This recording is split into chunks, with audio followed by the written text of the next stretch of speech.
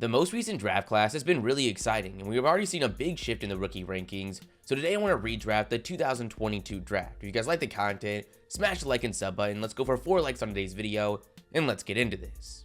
Now obviously this is extremely early, which will probably be half the comments, but I have fun doing this every year. It's just interesting to think about what these teams would do if they actually knew everything we know today. We're going to kick things off with the number 1 overall pick in the hands of the Orlando Magic.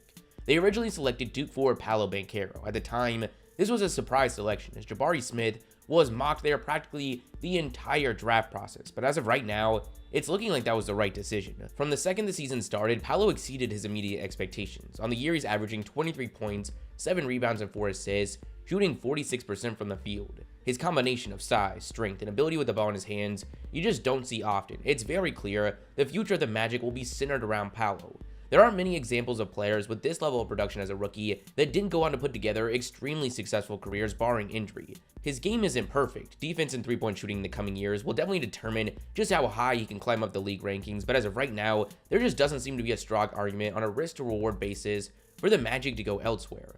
The second overall pick was made by the Thunder, who decided to go with Gonzaga 7-footer Chet Holmgren. Holmgren was easily one, if not the most impressive player from this past summer league. We knew what he was going to bring as a rim protector and a spot-up shooter, but his confidence and skill scoring out the dribble, especially beyond the perimeter, really opened the eyes to just how high his ceiling is. It was really looking like it was going to be an intense two-man race between Paolo and Chet for Rookie of the Year. Now, despite some really impressive performances from players drafted after him, based on who Chet was as a prospect, and what we saw from him in the Summer League, I just don't think the Thunder even think about going elsewhere, especially considering their current core. The third overall pick was made by the Rockets, who basically had their decision made for them after OKC and Orlando's decisions, ending up with Auburn forward Jabari Smith. He's had an up and down rookie year so far, and while I'm still really excited about his future, I think based on what we've seen, they decided to go elsewhere. I really think it comes down to 2 extremely impressive guards, Benedict Mathurin and Jaden Ivey, and while Mathurin has been an excellent scorer to this point, I actually think they lean Ivey just with his positional flexibility and fit alongside Jalen Green. I think his playmaking and defense would be perfect. His speed and ability in space you just can't teach. The efficiency has come and gone throughout the year, but as of right now, he's averaging 16, 5, and 4. This spot is tough. There's like 4 players you can make a legit argument for, but as I said earlier, I'm ever so slightly leaning Ivy for the Rocket. Now obviously if you're not considering the future and you're just going based on this season alone, Mathurin goes here easily, just want to make that clear. The Sacramento Kings are at 4. They originally selected Keegan Murray, who had an incredible summer league and start to the season, but he's really struggled for the most part since, making it tough for the Kings to stay put with just how good Benedict Mathurin's been. Mathurin's been one of the bigger surprises of the year with how productive of a scorer he's been from the jump. As of right now, he has a legit shot at bringing home 6th man of the year. He's averaging 19 points, shooting 42% from 3 on 6 attempts a game. While the Kings have put together a solid season to this point and currently have some decent options at the 2-guard position with Kevin Huerter and Malik Monk off the bench, that's not going to stop them from going with Mathurin here. With what he's shown, he just has way too much value to pass on. Then we've got the Pistons at 5, who no longer can go with Jaden Ivey, but now have the chance to get some guys they originally didn't have the chance to get, such as Jabari Smith and Keegan Murray, who ultimately it really comes down to. This one is tough. A few weeks ago, it was a no-brainer, but right now I do think it's a toss-up. After the Summer League, I would have said Keegan. After the first week of the season, I would have said Keegan. But with what we've seen from them recently, I'm starting to lean Jabari Smith, especially when considering where I think his upside is. There's no question it was a rough Summer League and start of the season, but it really feels like things are starting to come together. In the last week, he's averaging 17 on great efficiency. As I said all season, the one thing we don't have to worry about with him long-term is shooting the basketball. I do think the Pistons will be disappointed missing out on Jaden Ivey, but they still end up with a great player that fits really well with their young core. At 6, the Pacers are furious missing out on Benedict Mathurin, but based on who's on the board, their decision is pretty simple. They go Keegan Murray. Murray's year has been really confusing. As we already mentioned, he was the top performer in the Summer League. He averaged 23 points and 7 rebounds, shooting 40% from 3. Then to start the season, that success carried over. In the first 4 games, he averaged 19 points on 54-42 splits. Usually when a player has that kind of success off the jump, it just gets better and better as the season progresses. And while the Kings have started to find some momentum as a team, Keegan has struggled. He's averaged less than 8 points, shooting 34% from the field and 28% from 3. Flat out not good, but at this point, we're looking for flashes, and I think the good has been too good for him to fall any further. In fact, I think it's completely reasonable to still have him go even higher than this. At 7, we've got the Blazers, who originally went with Shaedon Sharpe. I loved the value at the time. He was a high-risk, high-reward prospect, given we hadn't seen him past the high school level, but that's the type of selection the Blazers should have been making. Based on what we've seen from both him and the players on the board, I think they made the right decision. Now, it's not like he's blowing people away. On paper, the numbers don't seem like anything crazy. He's averaging 8 points, but when he went 7th overall, the immediate expectations weren't high. I think the big thing for him is that he's had the blow-up games. He's gone off for 20 and 17 points already. We've seen that the shooting is there. He's averaging 40% from 3.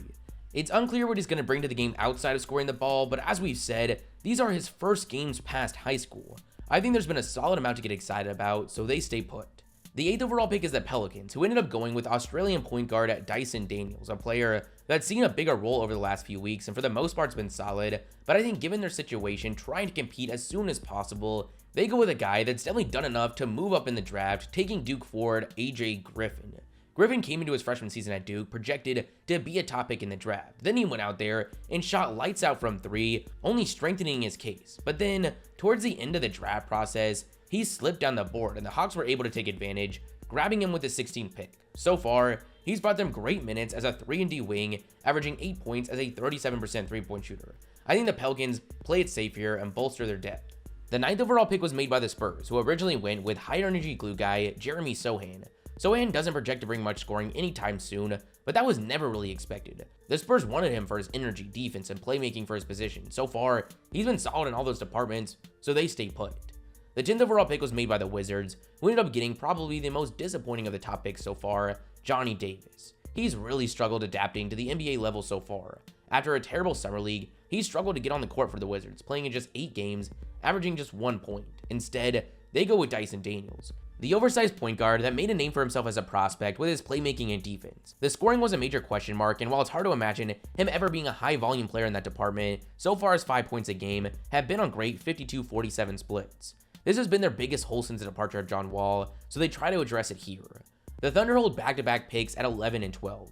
They originally went with Ousmane Dieng and J-Dub Jalen Williams. Dieng I think is a little too raw to justify him holding on to this high of a selection, but I think the Thunder stick with J-Dub. So far, he's been a solid both off-ball and on-ball option for the Thunder, averaging 10 points, shooting 50% from the field. With their other selection, I think they go Jalen Duren, originally taken by the Hornets at 13, then traded to the Pistons. Duren's averaged 7 points and 7 boards so far, but his athleticism and potential to be an opposing threat on both ends has been on full display. Pretty exciting, considering he's literally the youngest player in the entire league. The Hornets are at 13, who actually go with Walker Kessler, the 7-footer that originally went to the Timberwolves at 22, and then was sent to the Utah Jazz in the Gobert trade. The Utah Jazz have been one of the biggest surprises of the year, and a huge part of that has been their insane depth, which Kessler has been a big part of. I don't think we're dealing with a crazy amount of upside, but he's been a great rim protector, averaging 3.6 blocks per 36 minutes, while shooting 70% from the field on the other end.